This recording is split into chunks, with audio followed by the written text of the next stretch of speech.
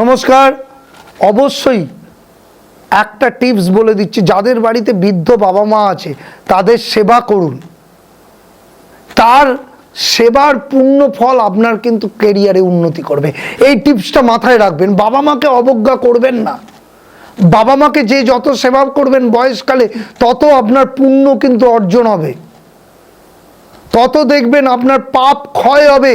এই পুণ্য ফলে আপনার লাইফে সাকসেস আসবে। আর বাবা মা যদি জব করে না করে তাহলে জব করতে বলুন, কারণ তাদের মুক্তি জপেই হবে। এইটা ছেলে বা মেয়ে হিসাবে আপনাদের ক্লিয়ার কাট বাবা মাকে বলা উচিত।